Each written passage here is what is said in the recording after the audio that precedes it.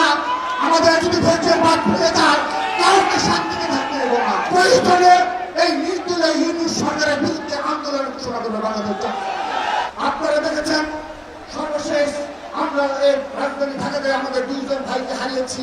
শাহরিয়ার আলম সাম্য এবং বেসরকারি বিশ্ববিদ্যালয়ের ছাত্রদলের বরিষ্ঠ নেতৃত্ব পারভেজকে হত্যা করা হয়েছে।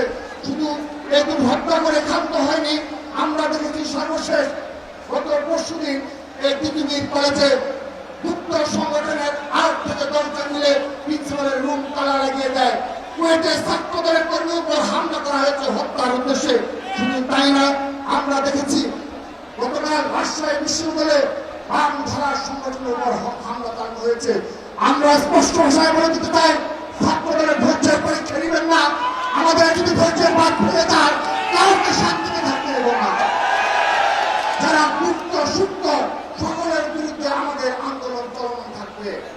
আমরা আরেকটি বিষয় স্পষ্ট করছি, যদি সাম্য হত্যার বিচার না পাই এবং এই ক্যাম্পাসে এই শিবিরের হামলা এবং গুপ্ত রাজনীতির নামে অপরাজনীতি চলমান থাকে, সাম্য হত্যার বিচার সহ বিগত 15.5 বছরে ছাত্রদলের যে সকল নেতাকর্মী গুম এবং খুন হয়েছে তাদের যদি বিচার করা না হয় এবং ছাত্রলীগের সন্ত্রাসীদের যদি বিচার করা না হয়, স্পষ্ট ভাষায় বলে দিচ্ছি প্রয়োজনে এই নির্দলীয় ইউনিট সরকারের বিরুদ্ধে আন্দোলন ঘোষণা করবে বাংলাদেশ।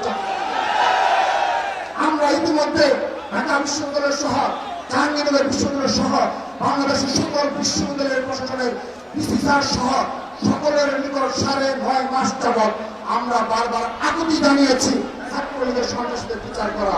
কিন্তু আমরা লক্ষ্য করছি এই বৈষম্য বিরোধী ছাত্র আন্দোলনে যারা আজকে এই তরুণ নেতৃত্ব দাবি করে এবং এই শিবিরের যারা রয়েছে তারা এই ছাত্রলীগের সন্ত্রাসীদের পুনর্বাসনের আখড়া হিসেবে পরিণত হয়েছে।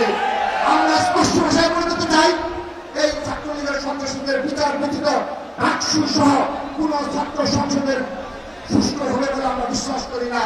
লক্ষ্য করেছেন এই ছাত্রলীগকে নিষিদ্ধ করা হয়েছে, কিন্তু তবুও ছাত্রলীগের সন্ত্রাসীরা রাজধানী ঢাকা সহ বাংলাদেশের আনাচে কানাচে এখনো তারা মিছিল করার বিশ্বাস দেখাচ্ছে এবং প্রতিনিয়ত তারা কর্মসূচি পালন করে যাচ্ছে।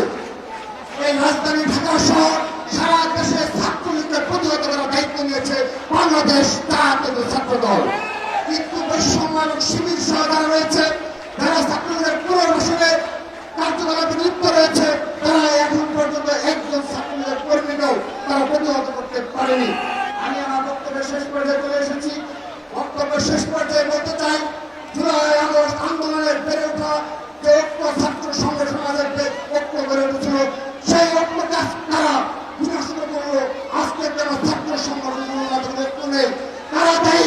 সেজন্য ছাত্র সমাজের উপর আমরা তাদের বিবেকের উপর দিয়ে দিলাম যে তারা বিচার করবে। আজকের এই ঐক্য দেশে তারা দায়ী। ম্যাজিক হার্বাল টুথপেস্ট দূর করে দুর্গন্ধ সৃষ্টিকারী দাঁতের সমস্যা। ইয়েস, দেখাও তোমার ম্যাজিক।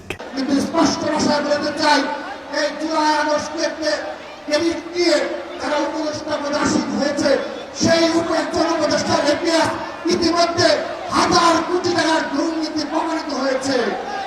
আমরা স্পষ্ট ভাষায় বলতে চাই, জুলাই আগস্ট গণঅভ্যুত্থানকে কলঙ্কিত করার জন্য শুধুমাত্র ইতিহাস